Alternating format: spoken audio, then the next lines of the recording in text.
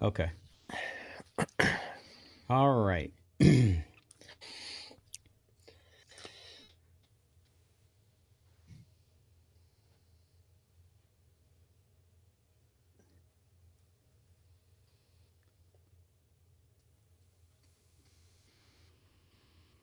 All right, welcome back. Silver and black today, the post-game edition. The Raiders 23-20. They lose to the Indianapolis Colts, and if you haven't already heard that eliminated the Raiders from playoff contention for the 2023 season. So they have one more game next week at home against the Denver Broncos to close it out, hopefully on a high note for Raider fans. But this game, just not an exciting one to begin with. But number two, the Raiders didn't look like their crisp self. Defense didn't look phenomenal. The offense clearly struggled again. The Raiders have 2 touchdowns in 8 quarters of football, or 2 games over the last 3 weeks. And so things just didn't go the way it didn't go the way it did on Christmas Eve.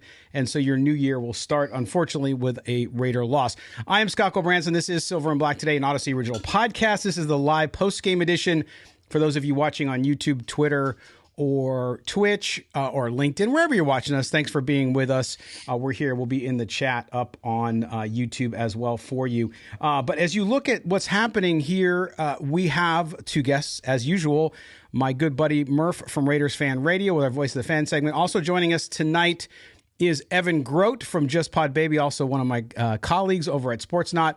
So Evan's with us today. Murf, I'll start with you as we always do. You look at what happened here with this game. The Raiders clearly not the expectation, I think, of fans of what to expect after the Chiefs win on Christmas Day. Raiders needed this game, had to win it to stay in playoff contention.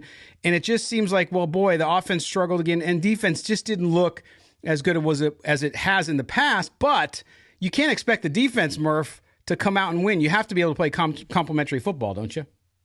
Yeah, absolutely. And, I think that was one of the most disappointing things about today is that the defense actually played pretty well enough to win this football game, despite the points that were allowed. But costly penalties, though, too. It wasn't the best officiated game we've ever seen. But Jack Jones, man, a guy that was, he was the king of Raider Nation last week. And then this week, he's kind of the folly based on some of the plays that happened late. And really that field goal is every play matters, and I know that doesn't come down to one play, except sometimes it does. And so unfortunately, that was something that was costly for the Raiders. And yeah, not being able to move the football other than Zamir White until late in the game. And so yeah, it was a struggle. And I'm sure we'll get into the details of everything, but I think the overreach on creativity a lot of times offensively, it seemed like we moved away from that, and then here we buried back into that again. But in terms of a high level, though, just for opening comments, Scott, it's, as a Raiders fan, this is what we feel every year, and sometimes it happens earlier than it does later, but it's another losing season. It's another questionable coaching situation. It's another collapse after getting our hopes up. We need a quarterback now too. So there's all these things that it's just another, regardless of, and I'm not trying to be a total sad sack here, but the reality of it as a Raider fan is that no matter what, despite the personnel, despite the coach, despite the GM, despite pretty much any a semblance of personnel that this team has had for the most part since 2003, it's a failure, and it ends in disappointment. And I know that listen, I'm not coming out with the expectation we should win the Super Bowl every year or whatever, but the idea that we should be competitive at some point with some sort of consistency, and we just haven't had that in forever.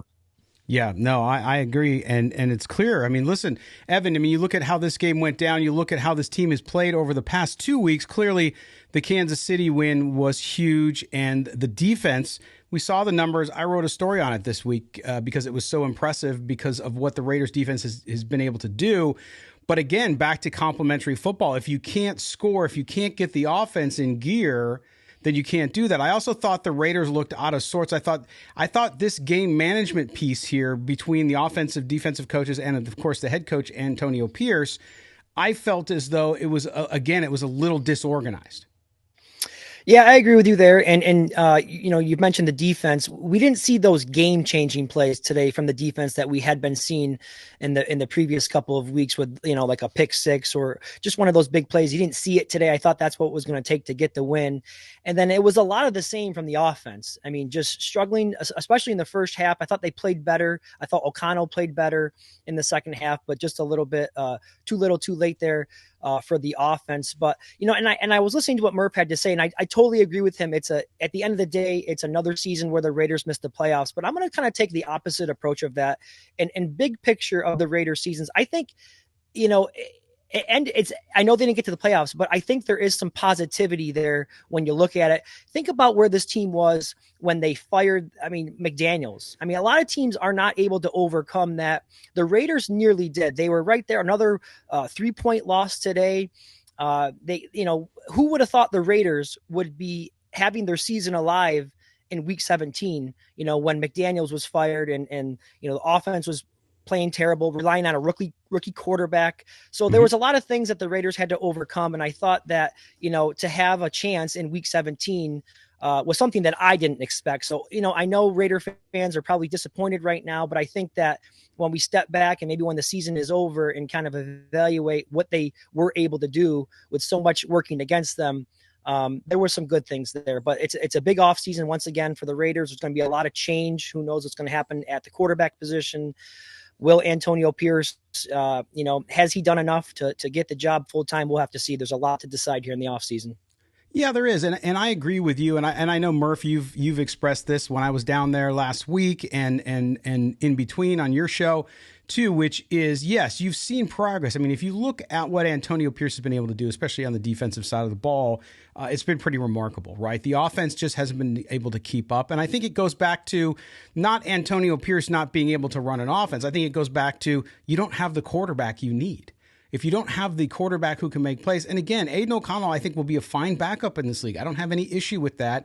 He's a rookie. He's going to make mistakes, so I get that. But I think you saw it again today. You saw a guy in Gardner Minshew who is a journeyman. I'm not saying Gardner Minshew is a franchise quarterback by any means, but he creates with his legs. He's able to, how many times that big long touchdown pass we saw, a 58-yard pass, the first one, wasn't a touchdown. We saw that. He stepped into the pocket when the pocket collapsed and there was pressure around him.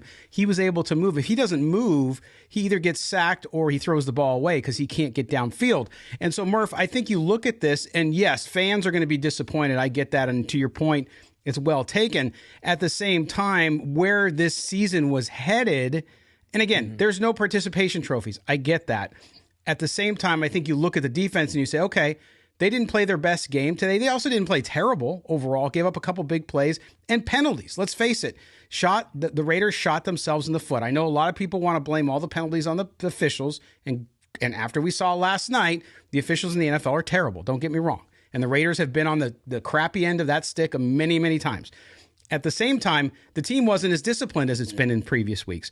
So I think that the combination of that, you can't overcome a complete lack of talent. And I think that's what happened on offense because you just don't have the quarterback. Where on defense, you have the players. You saw Jack Jones, to your point.